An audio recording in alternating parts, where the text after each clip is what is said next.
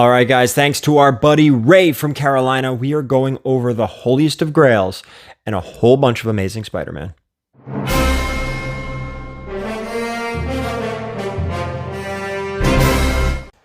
All right, guys, we've got Ray from Carolina again sending us the holiest of grails, as well as a whole bunch of Amazing Spider-Man books. We're going to go over each and every one of these, talk about the keys and why they're important. First, I do want to get into this. My man Ray wrote a beautiful piece to talk about with the Amazing Spider-Man stuff. So what I'm going to do is I'm going to read what he wrote, and I'm going to show you the books. After that, we are going to go over them one at a time, the keys, why they're important, and whatnot. So let's start out right here. Where would Marvel Comics be without Stan Lee and Spider-Man? Would they even exist? At the beginning of the 1960s, DC Comics pretty much were the comic book market. They were publishing a dozen or so different books telling stories about supermen and dynamic duos and other wondrous heroes. Their stories focused on adult heroes and their exploits. Yes, the heroes had secret identities, but their backstories were simple and shallow.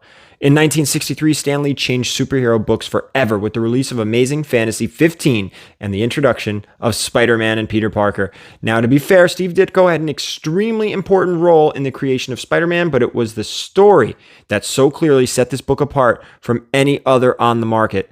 From the very beginning, at its core, this was a story about a boy, a teenager with teenager problems who suddenly became gifted with extraordinary abilities.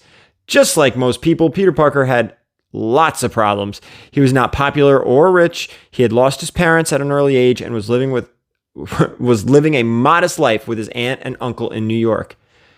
He was physically awkward. He wasn't popular and he didn't have many friends. He was shy around girls and had no girlfriend. His peers picked on him relentlessly. Peter Parker was like a lot of us, and he was someone we quickly cared about and rooted for, even as the Parker luck seemed to plague him endlessly. In 1964, at the impressionable age of 8 years old, I purchased my first Spider-Man comic book. It was issue number 13, The Introduction of Mysterio. I was hooked. Peter Parker became my friend almost immediately. I searched auctions and yard sales for all the back issues. I wanted every Spider-Man book. With each month that passed by, I would check the shelves of my neighborhood sweet shop, anxiously looking for that next issue. What new troubles would come into Peter's life? What exciting new Spider-Man villain would enter the story? Of course, Spider-Man was just the beginning. I also took interest in the other Marvel heroes as well.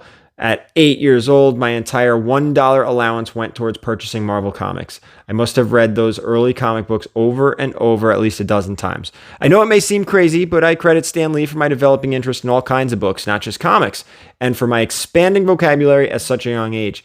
Maybe even more importantly, I also believe I learned positive messages from those Spider-Man books that stayed with me my whole life. With great power come great responsibility. Peter Parker had good values. He cared deeply and was prepared to sacrifice for his family and those he loved. He taught me that doing the right thing may not always be easy, but it's still worth doing. Most importantly, I learned that no matter the situation, no matter how bad the cards are that we are dealt, there is hope that we have within us the power to overcome. I'm not sure where Marvel would be without Spider-Man or Stan Lee, but I'm grateful that I never had to find out. That is from Ray. Thank you so much. Now with that, let's get into the 25 first Amazing Spider-Man books, as well as Amazing Fantasy number 15. So let's start right here with number 25. This is the first Spencer Smythe and Spider Slayer. First Mary Jane cameo. Her face is covered up. That's issue 25. Number 24 is a Mysterio appearance. He's in disguise. Not a major key, not a huge book, but still, we're talking early Amazing Spider-Man. Issue 23, the third appearance of Green Goblin. Norman Osborn is seen briefly, but not revealed until Amazing Spider-Man 39. Keep an eye out on that book, Amazing Spider-Man 39. Keep an eye out. Number 22 is the first Princess Python. Not a earth-shattering book by all means, but still very early ASM.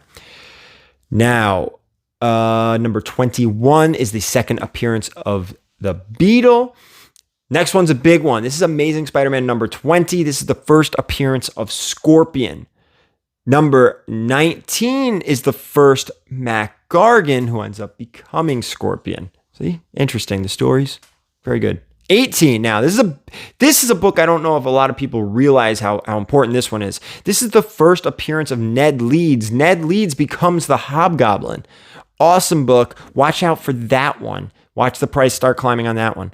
Number 17 is the second appearance of Green Goblin. Classic cover. Number 16, watch this one start to climb. This is the first Spidey and Daredevil meeting. First Daredevil outside of his own title. Very good book. Number 15, this one's going through the roof right now, guys. First appearance of Kraven. Second Chameleon. First MJ mention. It's like they teased her before she came. That's what she said. Number 14, probably one of my favorite ASM books. This is the first appearance of Green Goblin. Number 13, first appearance of Mysterio. This one popped. I don't know if we're going to see high numbers on this anymore.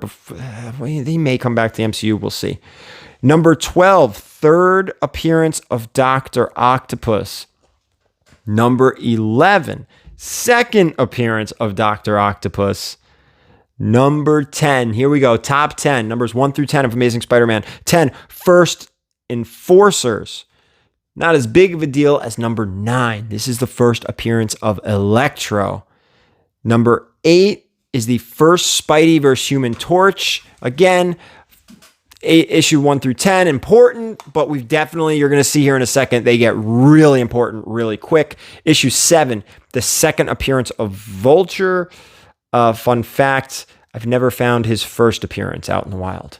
Never. Issue number 6, first appearance of the Lizard and the first Spidey sense. First time Spider sense is used. Issue number 5, this one, watch out, getting pricey. First Spider-Man versus Doctor Doom. Now we're getting into the biggest, big books. Issue 4, first appearance of Sandman, as well as your first Friendly Neighborhood Spider-Man reference. Issue 3, first appearance of Dr. Octopus, Monster. Issue number 2, again, I've never found issue number 2 in the wild. This is the first Vulture, as well as the Terrible Tinkerer. Also, the first cameo of Mysterio, who's disguised as the assistant to the Terrible Tinkerer. Never found it in the wild. Last but not least on this list, issue number 1, second appearance of Spider-Man, first Spider-Man and Fantastic Four meetup, first appearance of J. Jonah Jameson, first appearance of the Chameleon. I've had this book once in my life. It was in a 3.0. I think I paid $5,000 for the collection, and I think I sold that for $5,000. This was years ago, because I think a 3.0 now is probably closer to 10. I'm not positive. Haven't had it. Haven't looked it up. Last book on our list is actually 2. Ray from Carolina had 2 copies of this. Amazing Fantasy 15. We believe that one will be coming back from CGC restored. But this is the first appearance of Peter Parker, Spider-Man, first appearance of Uncle Ben, first appearance of Aunt May, and first appearance of Flash Thompson. These books, as at the time of this recording, they are at Erod's getting cleaned and pressed. By the time you guys see this, they'll probably already be down to CGC.